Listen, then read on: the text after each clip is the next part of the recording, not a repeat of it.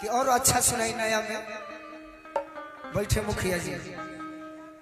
बड़ी संगीत प्रेमी वाली चंदेश्वर राय जी वैशाली जिला घर पर एक ऐसा गाना सुनाते हैं सौरभ ये कि इसको जैसे सोचिएगा वैसे आपको आनंद आएगा। सही ये गाना हम अपने पिता के लिए भी कह सकते हैं, दोस्त के लिए भी कह सकते हैं, पत्नी के लिए भी कह सकते हैं, माँ के लिए भी कह सकते हैं,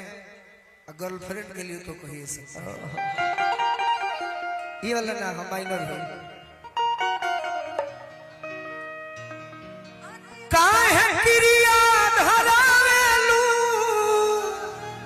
वाह तू आन के तरे काहे काहे क्रिया धरावेलू तू आन के तरे अरे तोहके पुतरी में हो तोहके पुतरी में राखीला बरान के तरे तोहके पुतरी में राखीला बरान के तरे काहे क्रिया धरावेलू तू आन के तरे काहे क्रिया आने तोरे तोहके तोहके पुतरी में राखीला परान के तरे तोहके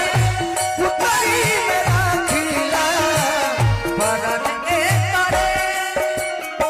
समय कम है तो अगला लाइन सुनाते हैं।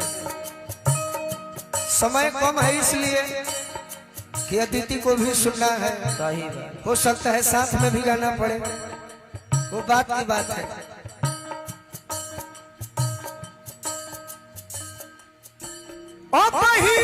क्षण भर नंदारा बैठला भई छन भर बैठल भई हे अंजनी चाचा अब ही क्षण भर नंदारा बैठला भई बोले चल दे लड्डू जी आके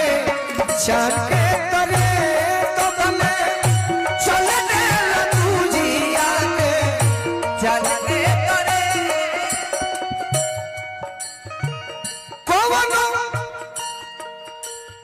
कवनो बतिया दुलार